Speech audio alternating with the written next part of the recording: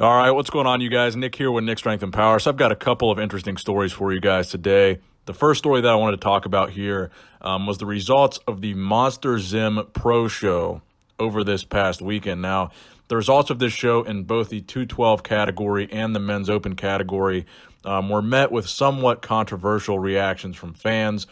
Specifically, I think the 212 result was a little bit more controversial than the men's open result, so we'll start with that first. So winning the 212 category was, of course, Hidetada Yamagishi. And I do want to point out that I think the production of this MonsterZym Pro was very, very good. This is how a pro show should be run. If you look, when each competitor comes out, they have like this giant screen set up behind the competitors where they show their name and they show like a little animation and some graphics. It was just a really, really high production value that I think it made the show much, much better. And I think the lighting was very good here also. So while we criticize the lighting at shows like the Olympia and we criticize the production and backgrounds of other shows, I think we should commend shows that do it right. And I think this MonsterZym Pro show, they did things right as far as actual production and the lighting and all that good stuff. But the aspect of this show that was being questioned was actually the judging here. So Hidetada Yamagishi in first and Ahmad Wardani in second. So this is the comparison I want to look at specifically for 212 because this was the comparison a lot of people had an issue with. Now, from a structure standpoint, Ahmad, who took second here, looks fantastic. He's got a crazy V-taper. He's got really wide flaring lats from the front, especially when you're looking at this shot here, which is obviously the front double bicep. I think his arms look fantastic. He's got a great tricep sweep under his biceps. Again, the wide flaring lats, I think, make this pose really stand out for him. The V-taper, the crazy small waist. He just looks fantastic in this pose. And Hidetada looks like Hidetada usually looks. He's not that impressive, but he's in condition. He's in shape. He looks good. But his structure and his flow just isn't the prettiest. And I think this guy that took second, again, Ahmad Wardani, has incredible flow and structure. Now, I think the primary reason why he took second to Hide was conditioning. I think if you look at the legs, you can see a little bit more separation and conditioning in Hide's legs. But again, if you direct your eyes to like their midsections, I think second place guy has a much better V-taper, a much better midsection in general. Hidetada's got kind of a weird looking midsection. He doesn't have as wide flaring lats in the front double bicep. Here's a different shot of the front double bicep taken from a different angle where they're on different sides of each other. And I think even in this second shot, you can really see the dramatic difference in the lats from the front and the V-taper from the front, and even in the arms. I mean, Hide does have pretty good bicep peaks as far as having a short insertion and having pretty peaked biceps, but I think this guy that took second has very peaked biceps as well, and the overall flow of that front double bicep pose, I think, is better than Hide's. Now, if you look at the front lat spread pose, I think it's kind of the same story. He has much wider lats, much better V-taper, making his flow and presentation look much better in some of these front poses. But again, I think it's probably conditioning that it came down to between Hide and this guy. But still, the leg size, I think you could almost make an argument that the guy that took second has bigger legs than Hide, even though Hide might have more conditioning coming through in his legs. Side chest pose, I think, is a little bit more close, but again, I think you can really see the midsection difference between these two guys. I think, again, you can make the argument that the second place guy's legs are a little bit bigger, maybe even more separated from the side. But the one shot that really blew my mind was the back double bicep shot. Now, I know it's just one pose, but Ahmed, who took second here, looks better in almost every way than Hidetada in the back double bicep. The upper back is much more full. There's much more actual muscle mass and density in the upper back than Hide's back. You can see the roundness of the shoulders, the roundness and the size of the traps, the size of the arms from the back, and then the lower back. Just everything looks dominant, completely dominant to how Hide looked in this show from the back.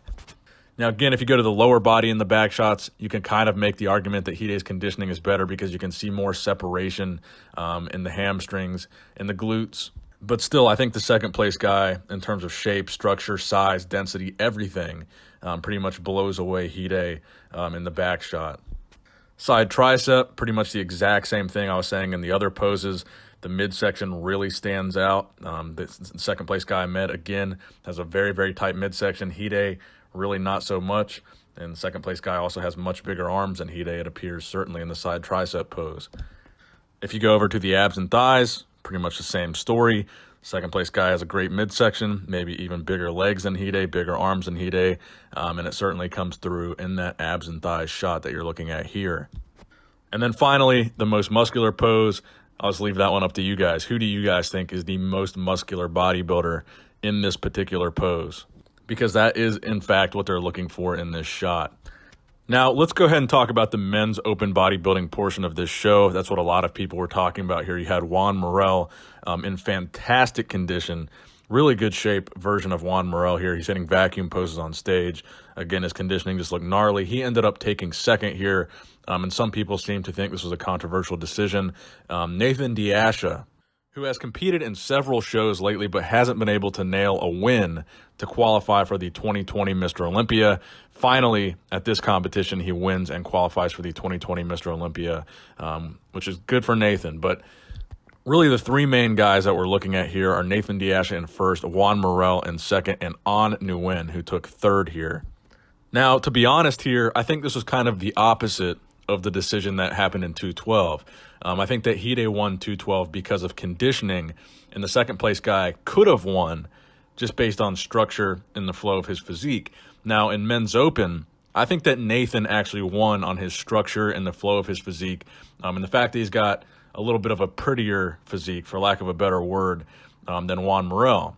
But based on the pictures and videos that I've seen, Juan Morel, to me, looks to be the more conditioned bodybuilder, maybe the most conditioned bodybuilder in the men's open lineup.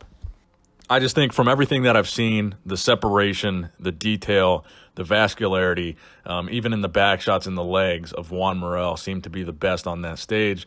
But again, I think Nathan does have the prettier physique and just overall won just based on his proportions, his structure, his flow compared to Juan Morel. He just has that edge. So congratulations to Nathan. I know he was not able to compete at the 2019 Mr. Olympia, so I'm sure he's very happy to have finally qualified for the 2020 Mr. Olympia off of a win and not qualifying off of points. All right, so the next story that I have for you guys today is about Larry Wheels. So Larry Wheels posted up a physique update at 290 pounds or 132 kilograms, which he says is the heaviest he has ever been. Now, he wants to get up to 300 pounds in just a couple of weeks. Now, Matt Jansen, who is a bodybuilding prep coach, also posted a video and photo update of Larry Wheels' current physique, saying that he's going to be helping Larry Wheels with Larry's goal of getting up to 140 kilograms in 7 weeks. So 140 kilograms equates to 308.6 pounds. So I believe Larry's goal in doing this is to become a better powerlifter. This isn't a bodybuilding related goal, but he is trying to get up to a proper 308 pounds efficiently, effectively, and maybe a little bit more healthily by working with a coach to get to that goal and slowly doing it over time, even though I wouldn't really consider 7 weeks to be a slow period to go from 290 to 308, because once you're talking about body weights over 250 pounds, any additional weight is a ton of additional weight, whether it's muscle or fat. Once you're over 250, putting on more weight just is a tremendous achievement and probably a tremendous undertaking for any coach. But keep in mind, Larry Wheels is a taller guy, so that weight is distributed a little bit better. As you can see, he's pretty lean for a 290-pound guy. But I believe I saw a video of Larry on Instagram talking about how he doesn't want to just be the greatest powerlifter in a given weight class. He wants to be the greatest powerlifter of all time, and to do that, he feels he needs to be much heavier. Apparently, the specific number that he's focused on is 308 pounds. So I'm wishing Larry the best. I always enjoy seeing what Larry's able to do. He's always pushing the limits of what we think is humanly possible. So a bigger, better version of Larry is only going to be a bigger, more impressive version of Larry in terms of PRs and powerlifting lifts. I'm definitely looking forward to seeing what Larry's going to be able to do with that. And I have no doubt that in 7 weeks, we're going to see Larry at a full 308 pounds. Now, the next story is also an interesting one here. We have some more information, some brand new information about The Rock's Athleticon event, which is going to be The Rock's bodybuilding competition. According to evolutionofbodybuilding.net, there's been some new information that came out that it has been confirmed that the Athleticon event will be an NPC and Pro League competition. It will have an NPC Pro League competition that will most likely be a 2021 Olympia weekend qualifier. So meaning the winner of the pro shows will qualify for the Olympia. Now, Evolution of Bodybuilding also talks about the prize money here, which is the main thing I wanted to discuss in this video because that's been the main topic of conversation about the Rock show, is this speculation that there's going to be a crazy amount of prize money. So, according to Evolution of Bodybuilding source, they say that the total prize money will be approximately over $1 million. But it also goes on to say that that prize money is apparently going to be spread over 8 pro divisions of men and women for the NPCM Pro League World Championships. While this is a huge amount of prize money, it's not nearly as much as we thought it would be, with some people speculating that the prize money for first place at this show in just men's open bodybuilding would be $1 million. Now, this also says that there will be a total of 8 pro cards available to be won in the NPC category at this show, so this will be a big attraction for amateur athletes as well as pro athletes. And the fact that this show will be held just a few weeks after the 2020 Mr. Olympia provides a tremendous cash incentive for those bodybuilders that competed at the Olympia to stay in shape, then go on to compete at the Rock show to really effectively make a significant amount more money for the year in terms of total prize money. This is, even though it's going to be spread over 8 pro divisions, $1 million still goes a long way as far as pro prize money. And it's probably a safe bet to say that the biggest portion of that money will probably go towards the men's pro bodybuilding category. But this definitely does suggest to me that if this information is accurate, we're probably not going to see a prize money that's comparable to the Olympia. We're probably not going to see a $400,000 first place check here, but we might see something over $100,000, which would still be a tremendous amount of prize money for a pro bodybuilding show. Now, if we're going to be looking as far into the future as the 2020 Athleticon event, I wanted to also give you guys the current updated qualified competitors list for the 2020 Mr. Olympia. These are the bodybuilders that have qualified so far, and obviously as the next year progresses, we're going to see a lot of names added to this list. But currently, you have Brandon Curry, William Bonac, Hadi Chupin, Dexter Jackson, Rolly Winkler, Phil Heath, Cedric McMillan, and Nathan Diasha are on the current qualified competitors list.